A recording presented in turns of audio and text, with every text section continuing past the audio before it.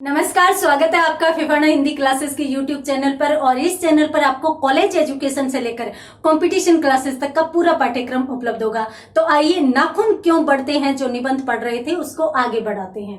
अपन यहाँ पर इस क्लास में पढ़ रहे थे हजारी प्रसाद द्विवेदी को। हजारी प्रसाद द्विवेदी को पढ़ रहे थे और द्विवेदी जी द्वारा रचित कौन सा निबंध पढ़ रहे थे? नाखून क्यों बढ़ते हैं। बहुत ही रुचिकर निबंध, ललित निबंध की श्रेणी में ये निबंध रखा जाता है और इसमें लेखक ने इतिहास से लेकर वर्तमान तक सभी परिस्थितियों का चित्रण किया है। इन्होंने शुरू किया था कि एक छोटी सी बच्ची के द्वारा प्रश्न पूछा गया कि नाखून बढ़ते ही क्यों हैं, और उसको इन्होंने विश्लेषित किया। कब से लेकर, प्राचीन काल से लेकर, सभ्यता के जन्म से लेकर सभ्यता के विकास तक, यानी प्राचीन से लेकर आधुनिक तक। इन्होंने यूं कहा कि सबसे पहले नाखून हथियार के रूप में थे। ठीक है, नाखून थे, सभी के थे, चाहे वो मनुष्य या उससे पहले ले तो चाहे वो राक्षस हो या देवता हो। इस प्रकार से वो यूं कहते हैं कि मनुष्य सभी के सभी नाखून ही काम में लेते थे। या फिर अपन यूं बात करें कि जब मनुष्य जंगली था तब नाखूनों को ही काम में लेता था। उसके बाद पेड़ों के हथियार आए, हड्डियों के आए, और उसके बाद खनिज पदार्थों से बने हथियार काम में लिए जाने लगे। और उसके बाद कौन से हथियार आए? उनमें भी सर्वाधिक प्रभावशाली कौन सा था? लोहे का हथियार था। यहां पर इसके बारे में अपन पिछली क्लास में बात कर रहे थे। तो इन्होंने कहा कि मनुष्य ने तो विकास कर लिया, मनुष्य नाखून से कहां तक पहुंच गया? लोहे तक पहुंच गया। और यदि आप पौराणिक धारावाहिक देखेंगे तो राक्षसों की यदि अपन बात करें तो राक्षस अभी भी नाखूनों को ही अपने हथियार के रूप में काम में लेते हैं। तो राक्षस भी मनुष्य से हार गए। अर्थात मनुष्य में यदि अपन सभ्यताओं की बात करें तो आर्यों की सभ्यता विकसित हुई, या आर्यों की प्रजाति ने विकास किया और आर्यों ने लोहे के हथियार बनाए जिनके सामने राक्षस भी हारने लगे। और इसलिए राक्षसों की प्रजाति है वो लुप्त होती गई और मनुष्य है वो आगे बढ़ता गया। उसके बाद यूं कहते हैं कि जब अपन प्राचीन काल में नाखून प्रयोग में लेते थे और अब अपन बम तोपों तक पहुंच गए हैं, तो अब नाखून क्यों बढ़ रहे हैं? जब प्रयोग तो वही खत्म हो गया, अब तो अपन क्या करते हैं? बढ़ते ही काट देते हैं। अर्थात अब ये तीसरे दिन हलाल होने के लिए क्यों निकल आते हैं, इस विषय पर लेखक बात कर रहे थे। तो लेखक यूं कहते हैं कि सामान्यतः हम काटते हैं और ये वापस आ जाते हैं। तो लेखक गहन विचार विमर्श करता हुआ कहता है कि हमारे जो नाखून बढ़ते हैं वो हमारी पशुता की या असुरों की निशानी है। अब राक्षस है वो नाखून काम में ले रहे हैं या लेते थे, तो और पशु, मनुष्य जब पशु के रूप में था, जब जंगली था, तब नाखूनों को काम में ले रहा था। अब तो नाखूनों का कोई प्रयोग ही नहीं है। क्यों? क्योंकि मनुष्य ने मनुष्य बनने की जो दौड़ है वो पूरी कर ली है, अर्थात तो उसने विकास कर लिया है। तो अब तो इनका कोई प्रयोग नहीं है। तो अब यदि ये नाखून बढ़ रहे हैं तो हमारे अंदर एक पशुता की निशानी अभी भी है, परंतु अपन क्या करते हैं? उसको रखते नहीं है, उसको काट देते हैं। अर्थात हम पशुता को छोड़कर मनुष्यता की ओर बढ़ रहे हैं। अब यहाँ पर वो बच्चियां ध्यान दे जो बीए फाइनल की बच्चियां हैं, जो नाखून बढ़ाती है, वो इस चीज पर विशेषतया ध्यान दे। और आपको मैं पहले ही बता देती हूँ, मैंने कुछ नहीं कहा, ये सारी की सारी बातें द्विवेदी जी कह रहे हैं। यदि कोई बच्ची नाखून बढ़ा रही है, अपना श्रृंगार कर रही है, तो वो हजारी प्रसाद द्विवेदी जी को जरूर पढ़िएगा। वो यूं कहते हैं कि नाखून बढ़ाना पशुता की निशानी, और यदि आप उनको काट नहीं रहे हैं, उनको बढ़ने दे रहे हैं, तो इसका मतलब आप अभी भी पशु हैं। और यदि आपने उनको काट दिया है तो इसका मतलब आप में मनुष्यता है, आप में मानवता है। ठीक है, तो इस प्रकार से ये यूं कहते हैं कि ये हर बार मरने के लिए और जन्म लेते रहते हैं, बढ़ते रहते हैं।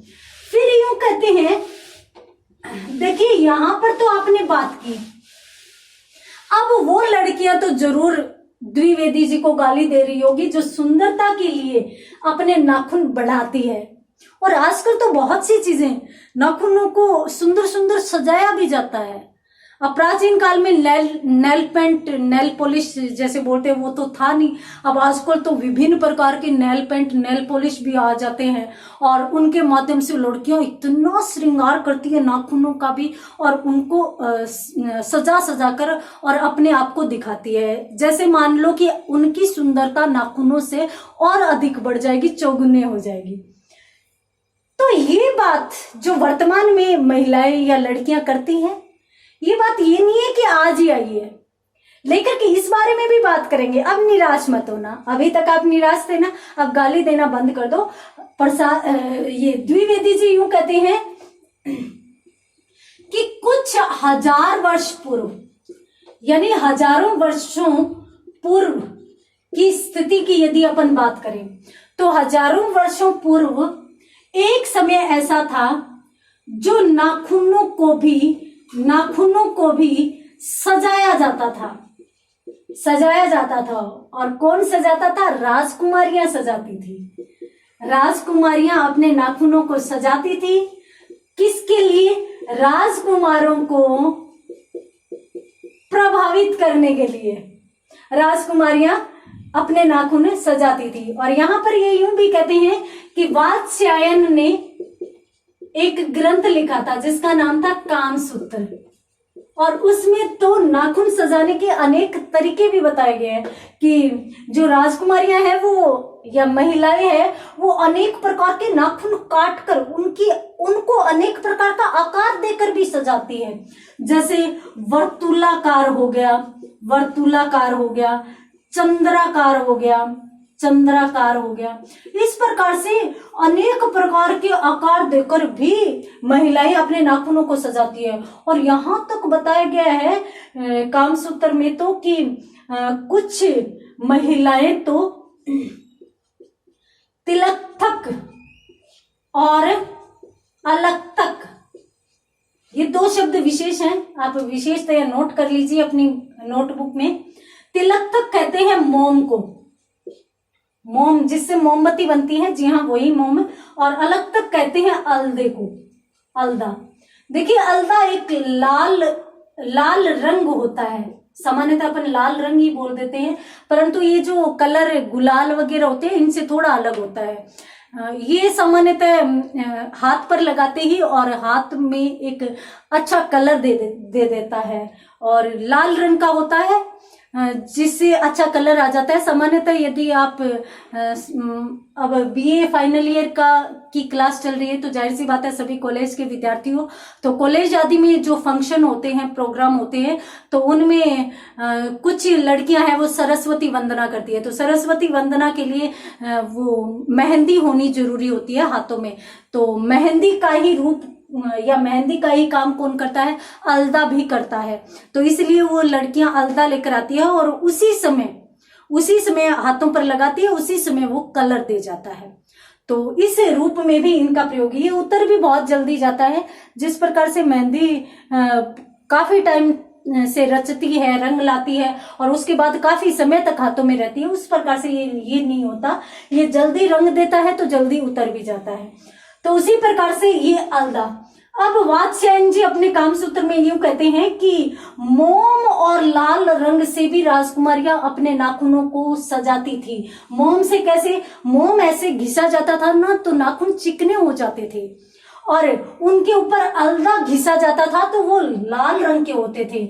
अर्थात चिकने लाल रंग के नाखून वो बनाती थी जो बहुत ही खूबसूरत दिखाई देते थे। अब उस समय नेल पेंट या नेल पॉलिश तो होता नहीं था जिससे वो सुंदर सुंदर डिजाइन करके अपने नाखूनों को सजा ले, तो प्राचीन काल में इसके माध्यम से नाखूनों को सजाया जाता था।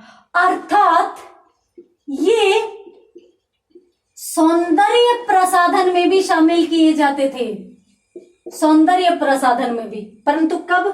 कुछ हजार वर्षों पूर्व। अब लेखक यूं सोचते हैं कि तत् किम विचारे, मतलब अब मुझे किस प्रकार से विचार करना चाहिए, मुझे क्या सोचना चाहिए। देखिए एक तो वो मनुष्य जो नाखूनों पर आधारित था, नाखूनों से शिकार करता था, और वो नख अवलंबी मनुष्य अब तोपों पर टिक गया, यानी तोपों पर आधारित हो गया। और अगर अपन और अधिक गहरी बात करें तो मनुष्य नाखूनों को भी हथियार के रूप में काम लेता था, दांतों को भी हथियार के रूप में काम लेता था। तो नख दत्तावलंबी, अवलंब का मतलब होता है सहारा, नाखूनों और दांतों का सहारा लेने वाला मनुष्य किस पर टिक गया? अब तोपों, बमों पर, बंदूकों पर टिक गया जाकर। ठीक है, अब अगर उस रूप में देखा जाए, उस रूप में, किस रूप में? जब मनुष्य दांत और नाखूनों का प्रयोग किस रूप में करता था? हथियार के रूप में करता था। तब तो ये मनुष्य कैसे लगेगा? ये मनुष्य लगेगा अनावश्यक विचरण करने वाला पशु। जैसे मतलब जंगल में पशु विचरण करते हैं ना, तो वो अपने दांत आदि अपने हथियार के रूप में प्रयोग में लेते हैं। जैसे आप कुत्ते को देख लीजिए, कुत्ता दांतों को ही हथियार के रूप में प्रयोग में लाता है। तो इस प्रकार से, और पंजों को भी, अपने नाखूनों को भी प्रयोग में लाता है। तो उसी प्रकार से यदि अपन इस रूप में विचार करें, तब तो मनुष्य लगेगा अपने को पशु के रूप में स्वतंत्र विचरण करने वाला। और यदि अपन इस रूप में बात करें तो यहाँ पर तो बोलती बंद हो जाती है। और यहाँ पर लेखक यूं कहते हैं कि इस रूप में प्रयोग में किया जाने लगा था नाखूनों का, और वर्तमान में है, यानी वर्तमान में ये रूप भी प्रचलन में है, परंतु ये कहीं खो गया है। तो इसलिए शायद ये नाखून बढ़ते जा रहे हैं। इसके बाद ये यूं कहते हैं कि ये भी कुछ हजार वर्षों पूर्व था, तो क्यों ना हम छोड़ दें, जबकि आज तक ये चीज चली आ रही है, तो क्यों ना इस चीज को छोड़ दिया जाए, इस बात को भुला दिया जाए, और फिर अपन देखें कि अपने को नाखूनों की तो कहीं आवश्यकता ही नहीं है। तो आवश्यकता नहीं है तो फिर ये क्यों बढ़ रहे हैं? तो देखिए, इस पुराने और नई विचारधारा के संबंध में द्विवेदी जी फिर विचार विमर्श करते हैं, और ये यूं कहते हैं कि देखिए, कालिदास जी ने एक बहुत ही अच्छी बात कही थी। क्या कही थी? कि देखिए, नए को अपनाने में कहीं कुछ बुरा नहीं है, और जरूरी नहीं कि पुराना हमेशा ही अच्छा हो, हमेशा अच्छा हो। ये कहते हैं कि दोनों ही चीजें अच्छी या बुरी हो सकती है। अब इस चीज को अपन कोई पुरानी मान्यता पर ले सकते हैं, पुरानी मान्यताओं पर ले सकते हैं। जैसे पुरानी मान्यता यदि अपन भोजन के संदर्भ में देखें, और दूसरे रूप में अपन देख लेते हैं, अपने यहाँ पर्दा प्रथा थी, पर्दा प्रथा थी। ठीक है, अब इन दोनों चीजों को लेकर अपन समझते हैं। देखिए, भोजन प्राचीन काल में अपन लेते थे शुद्ध देशी। बहुत प्राचीन सभ्यता की नहीं, जब जंगली मानव था तब की नहीं बात कर रही हूं, अपने ही प्राचीन काल की, यानी 1-2 शताब्दी पूर्व की बात करें तो देखिए, शुद्ध भोजन लिया जाता था। शुद्ध भोजन यानी देशी, जैसे गेहूं, या गेहूं भी नहीं था, बाजरा, गुड़, और उसके माध्यम से बनते थे व्यंजन, जो बनते थे वो खिचड़ी, दलिया, इस प्रकार के व्यंजन बनते थे। अपन शुद्ध खाते थे और हष्ट पुष्ट रहते थे। आजकल क्या आ गया है भोजन में? आजकल फास्ट फूड आ गया है। फास्ट फूड, देखिए, आप कभी भी टीवी, न्यूज़पेपर, समाचार पत्र, किसी को भी खोलकर देख लीजिए, किसी ने भी दलिये से संबंधित, दलिया जो होता है उससे संबंधित कभी भी बुराई की हो तो आप मेरे समक्ष लेकर आइए। बाजरे की रोटी की कभी किसने बुराई की हो तो आप हमारे पास लेकर आइए। कभी भी नहीं करते कोई भी। हाँ, फास्ट फूड के बारे में मैगी नूडल्स का खुलासा हुआ था, यानी अनेक चीजें जो कुरकुरे वगैरह आते हैं उनका खुलासा हो चुका। तो अनेक प्रकार से उनकी बुराइयां की जाती है, अर्थात उनमें अनेक प्रकार से बुराइयां हैं।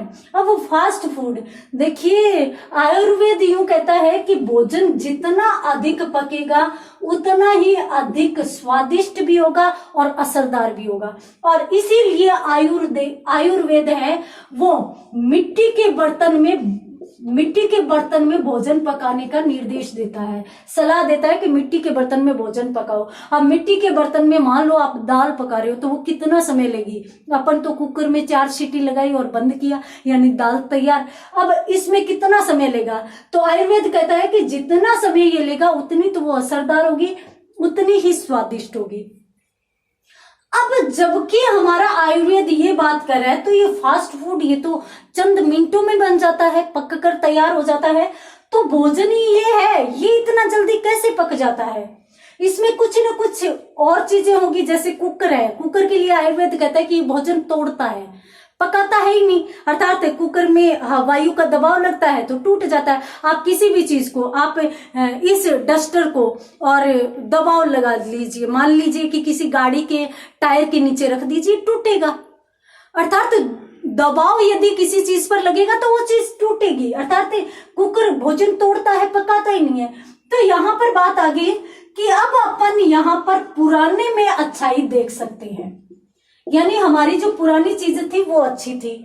और यदि हमारी कोई भी पुरानी मान्यता, कोई भी पुरानी चीज यदि अच्छी होती है तो उसकी तो कोई भी बराबरी ही नहीं है। लेखक कहते हैं कोई बराबरी नहीं है। हमें हृदय से उस चीज को अपनाना चाहिए, उस चीज की विशेषताएं गिनानी चाहिए और सभी को उस चीज को अपनाने के लिए बल भी देना चाहिए। अब अपन बात करते हैं पर्दा प्रथा। अब पर्दा प्रथा पुराने समय में थी, आजकल ये कम होती जा रही है, कम होती जा रही है। तो देखिए, पर्दे में रहकर किसी भी मनुष्य का विकास नहीं हो सकता। यदि मनुष्य का विकास होगा तो उसे पर्दे से बाहर जाना होगा, तभी उसकी योग्यताएं बाहर निकल कर आएगी, वो निखरा हुआ दिखाई देगा।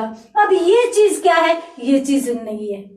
तो कालिदास यूं कहते हैं कि यदि कोई चीज नई है तो उसको भी अपनाओ, और यदि कोई चीज पुरानी है और अच्छी है तो उसको भी अपनाओ।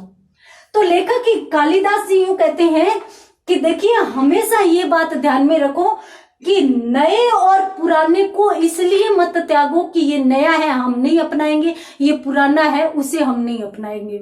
उसमें अच्छाइयों को ढूंढो, और अच्छाइयों को ढूंढ कर यदि पुराने में कुछ अच्छा है तो उसको भी अपनाओ, और पुराने में यदि कुछ बुरा है तो उसको छोड़ दो। नए में भी कोई अच्छा है तो अपनाओ, बुरा है तो छोड़ दो। और लेखक यूं कहते हैं कि समझदार लोग हैं वो इसी प्रकार का व्यवहार करते हैं।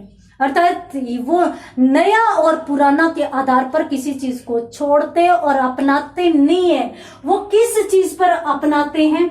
उचित और अनुचित देख कर अपनाते हैं, उचित और अनुचित देख कर अपनाते हैं, ये लेखक कह रहे हैं। और लेखक क्यों कह रहे हैं कि यदि कोई मूढ़ मनुष्य है, मूढ़ किसे कहते हैं? मूर्ख को। यदि कोई मूर्ख व्यक्ति है ना तो वो लीक पीटता रहता है। अर्थात वो यूं चाहेगा कितनी भी अच्छी नई चीज हो, वो यूं कहेगा आजकल के टाइम में ये हो रहा है, नहीं होना चाहिए।